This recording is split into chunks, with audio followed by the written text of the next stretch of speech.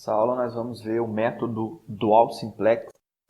O método Dual Simplex é um método para resolver o problema dual usando a tabela do problema primal. Então, aquela mesma tabela que nós tínhamos para resolver problemas de programação linear, nós vamos usá-la para resolver o problema dual. Já já eu vou explicar qual é a utilidade disso. Vamos então considerar o programa linear, vamos usar Cx sujeito a ax igual a b, x não negativo. E vamos considerar a tabela simplex desse problema, representando uma solução básica primal. Então, assumindo que eu conheço uma solução básica primal dada por uma base B, nós teríamos a seguinte tabela.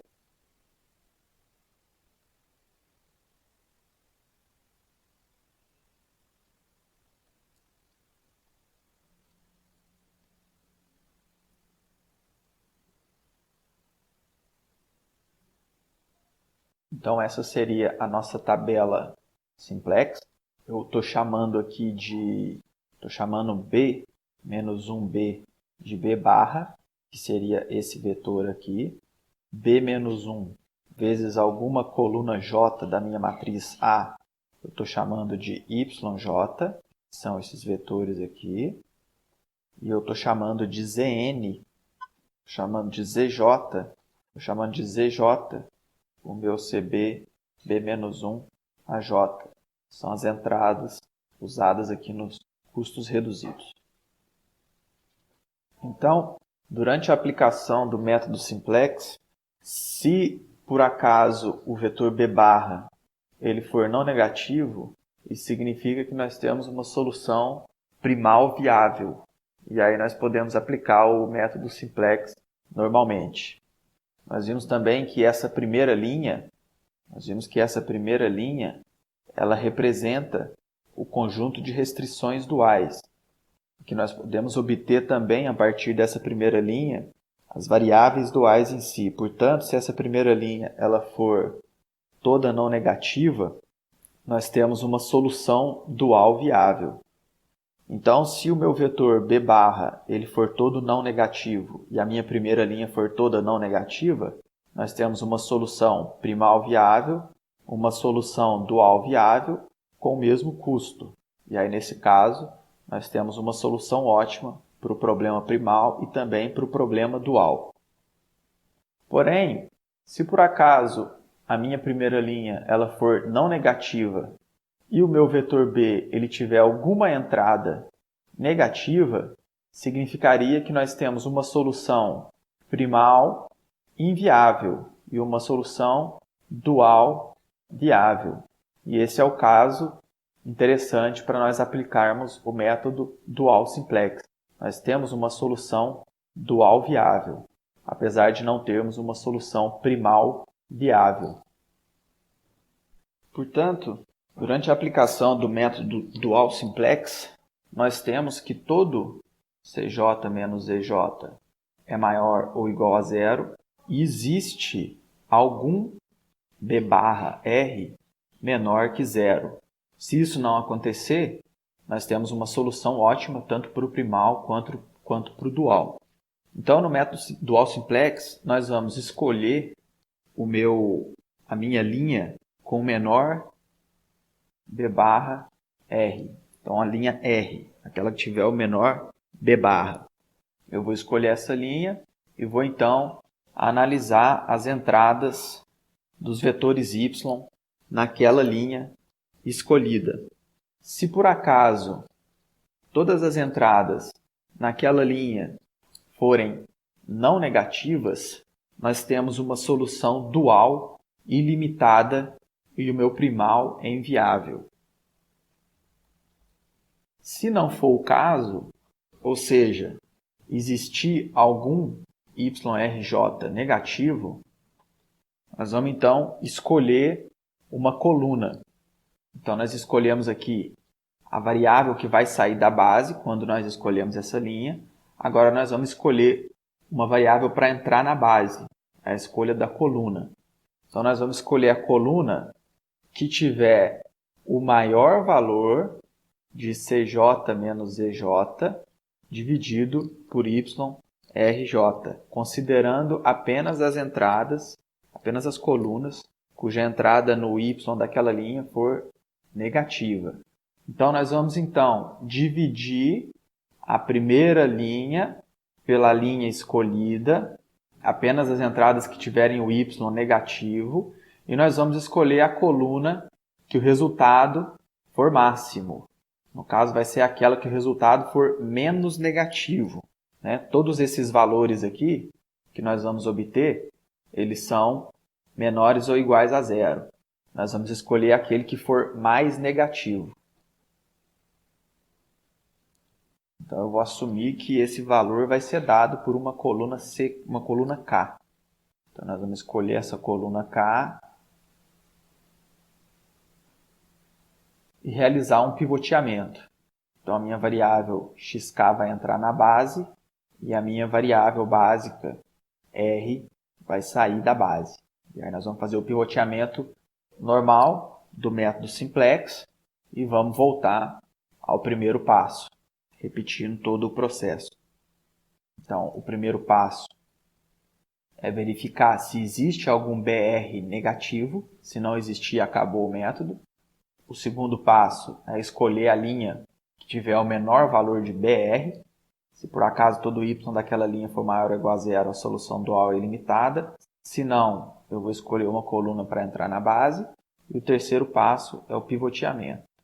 Então, nós vamos repetir esse processo até ou encontrar uma solução dual ilimitada ou até mostrar que nós temos uma solução primal viável e uma solução dual viável. Então, o método dual simplex ele trabalha na tabela do primal, usando inclusive as bases do problema primal. Entanto, é possível mostrar que existe uma correspondência entre bases do problema primal e bases do problema dual. Quando for realizado esse pivoteamento, então o que vai acontecer? Nós queremos pivotear nessa célula, nós estamos realizando a operação para zerar todos os elementos daquela coluna, com exceção daquela célula, que vai se tornar 1. Então, olhando aqui para a primeira linha, para zerar esse CK menos ZK, nós vamos ter que dividir essa linha toda aqui por YRK, para que isso aqui vire 1. Depois a gente multiplica isso por CK menos EK e subtrai da primeira linha. Então, após o pivoteamento, as entradas da minha primeira linha, após o pivoteamento, serão dadas pelas entradas antigas, menos, eu vou dividir então a linha Y pelo valor dessa célula aqui, multiplicar por essa célula aqui e subtrair da primeira linha. Então, isso aqui é a minha nova primeira linha após realizar esse pivoteamento. Se por acaso eu tinha uma coluna cuja entrada na linha Y era maior ou igual a zero, então o que vai acontecer? Esse elemento aqui ele é maior ou igual a zero. Esse elemento aqui ele é menor que zero. Nós escolhemos aqui nesse teste uma coluna J cujo Y era menor que zero. E se esse cara aqui for maior ou igual a zero, então esse valor aqui vai dar positivo, vai dar não negativo. E, portanto, a nova entrada naquela coluna continua não negativa. Então, aquela restrição dual continua satisfeita após o pivoteamento.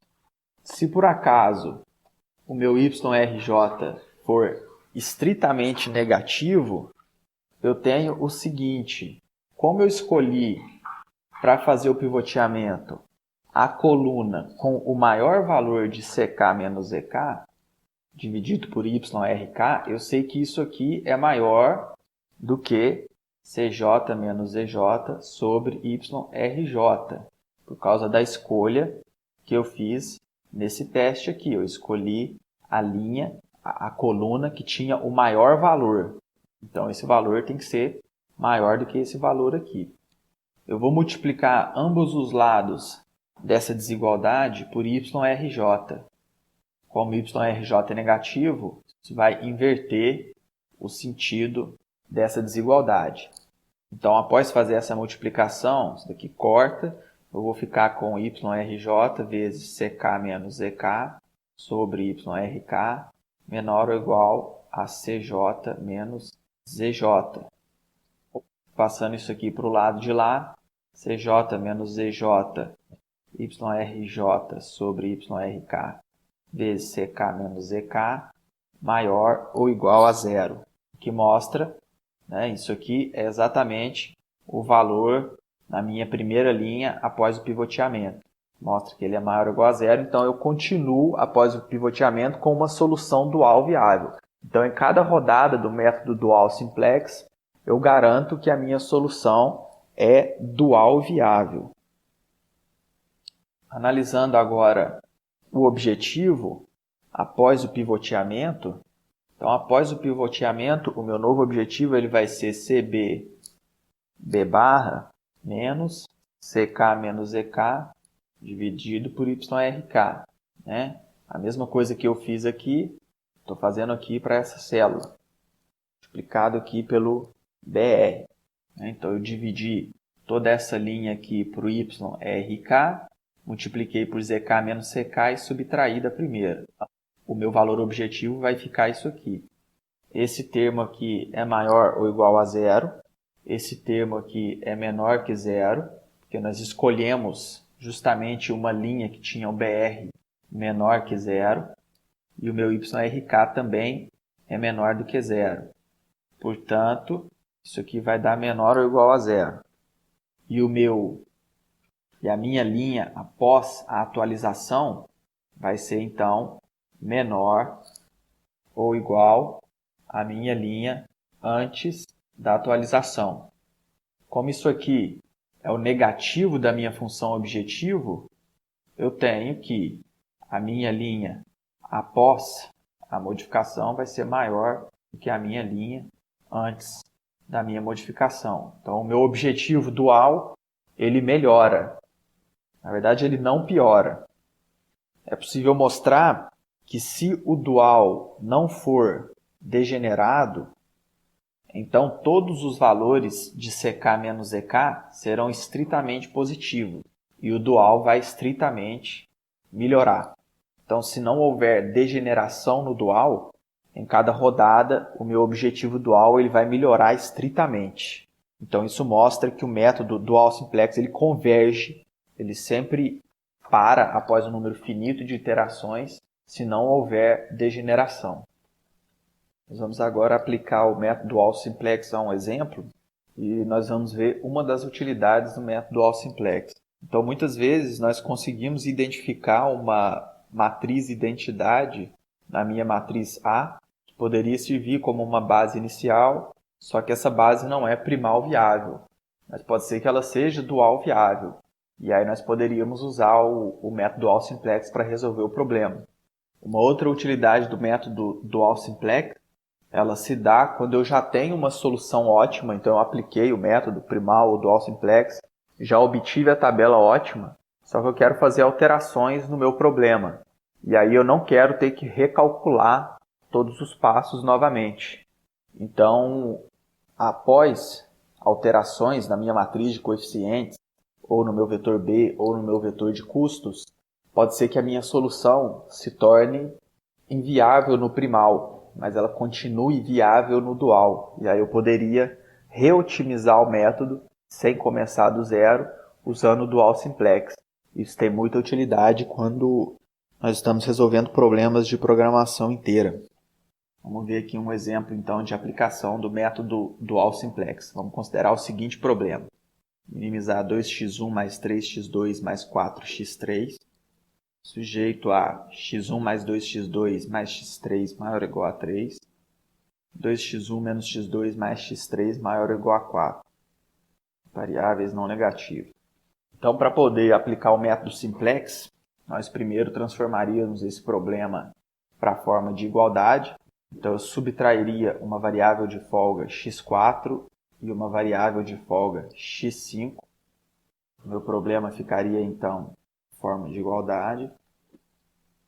Então, observem que aqui eu tenho uma matriz identidade, só que com sinal negativo. Se eu multiplicar essa primeira linha por menos 1, eu vou obter aqui a matriz identidade e um vetor B negativo. Se eu fizer isso, vou ficar aqui com menos x1, menos 2x2, menos x3 mais x4 igual a menos 3.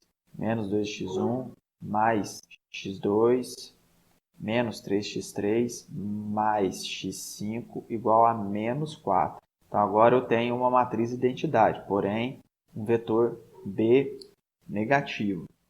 Se eu montar a minha tabela do método simplex, eu vou ter, então, isso aqui.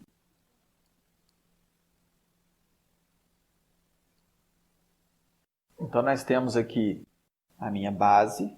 Eu vejo que a solução básica dada por essa base, ela é primal inviável, viável no meu primal, porém, ela é viável no meu dual. Então, nós podemos aplicar o método dual simplex. Eu vou escolher, então, a linha com o menor b, que seria essa aqui. Depois disso, eu vou dividir a primeira linha pela linha escolhida. Vou considerar as entradas que tiverem valor negativo. Então, 2 dividido por menos 2, 4 dividido por menos 3. E vou escolher a menos negativa. No caso, vai ser essa aqui. Então, eu vou entrar com x1 na base, vou sair com x5 na base, fazendo pivoteamento nessa célula. Após isso, nós vamos obter a seguinte tabela.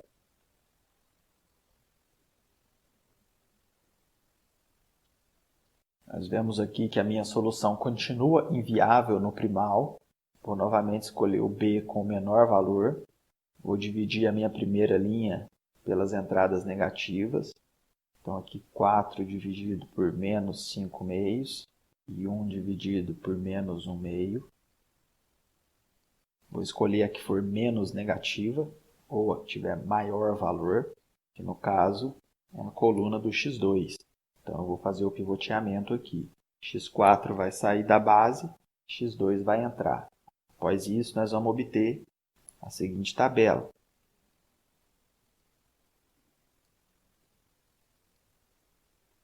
Agora, nós podemos observar que a minha solução é primal viável, dual viável, ou todos os custos reduzidos positivos, e o objetivo 28 quintos. Portanto, a solução ótima. Vou mostrar agora como é que faz para encontrar uma solução dual inicial para a gente poder aplicar o método dual simplex. Então, vamos assumir que eu tenho lá um problema ou coloquei um problema na forma de igualdade e que dentro dessa minha matriz A eu tenho uma submatriz identidade. Então, nós já vimos que o que pode acontecer é que esse vetor B tem algumas entradas negativas, e aí mesmo eu tendo essa identidade, ela não representa uma base. Então, se eu montar a minha tabela para esse problema, para facilitar, eu vou assumir que essa minha base está logo no início, à esquerda da minha submatriz A. Nós teríamos, então, a seguinte tabela.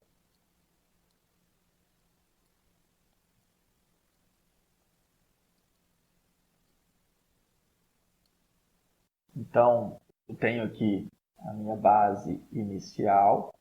As células correspondentes a essa base formam, então, a matriz identidade. E nós teríamos um problema aqui, caso alguma entrada desse vetor B fosse negativa. No caso, nós teríamos uma solução inviável para o problema primal. Ou se por acaso nós tivéssemos alguma entrada negativa aqui na minha primeira linha, nós teríamos uma solução inviável para o dual. Se todas as entradas aqui fossem maiores ou iguais a zero, nós poderíamos aplicar o método primal simplex. Se todas as entradas aqui fossem maiores ou iguais a zero, nós poderíamos aplicar o método dual simplex. O problema vai acontecer quando essas duas coisas não forem satisfeitas. houver alguma entrada negativa aqui e alguma entrada negativa aqui. Nós vamos ver como fazer para transformar isso aqui, para obter a partir dessa tabela um ponto de partida para o dual simplex. Nós vamos adicionar uma restrição artificial no nosso problema. Essa restrição vai envolver apenas as variáveis não básicas. Então eu vou dizer que a soma das minhas não básicas tem que ser menor que um valor m. No caso, esse m representa um número grande, para que essa restrição não tivesse efeito nenhum de fato no problema. Nós vamos adicionar então nessa restrição, para colocar ela na forma de igualdade, uma variável de folga. Então nós ficaríamos com somatório de xj mais um xn mais 1, que é a folga, igual a m. Eu vou colocar essa restrição na tabela. Então essa minha variável de folga nova, ela vai ser parte da minha base. Eu preciso de mais uma variável na base, porque agora eu passei a ter m mais uma linhas no meu sistema. Então, estou adicionando aqui o meu xn mais 1 com custo 0, com valor 1. Essa variável não aparece em nenhuma outra restrição, portanto o coeficiente dela nas outras é 0. A nova restrição tem 1 embaixo de todas as variáveis não básicas e 0 para todas as variáveis básicas. E ela está na base. Então eu continuo tendo a identidade, se eu considerar essa coluna aqui. Então a minha base é a base antiga, mais essa nova coluna, mais essa nova linha aqui também. Eu vou então escolher a coluna com o menor valor de CJ menos EJ. Então eu vou procurar aqui a coluna que tiver a menor entrada na primeira linha. Eu vou entrar com essa variável correspondente na base e vou sair com o meu xn mais 1. Quando eu fizer isso, garantidamente a nova tabela vai ser dual viável. E nós podemos aplicar o método dual simplex. Um caso especial que pode surgir, que nós temos que tomar cuidado, é se no ótimo o meu xn mais 1 for 0. Tá? Se no ótimo o meu xn mais 1 for 0, significa que essa restrição artificial que nós adicionamos ela é justa.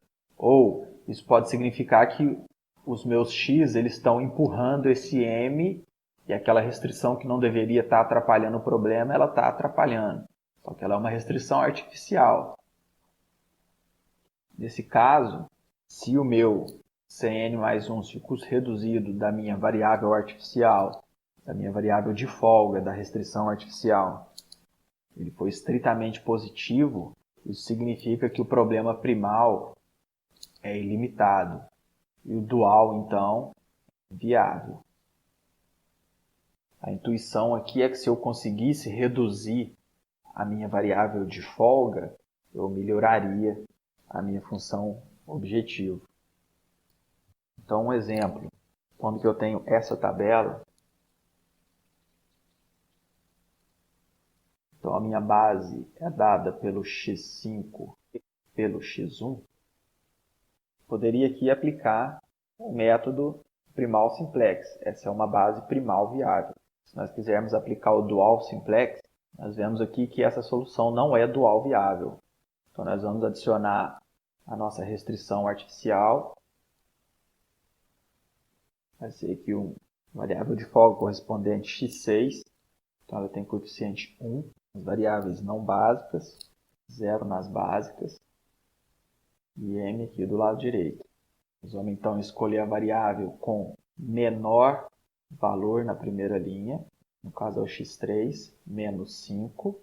Nós vamos entrar com essa variável e sair com o x6. Nós vamos fazer pivoteamento nessa célula. Após o pivoteamento, nós vamos obter então a seguinte tabela.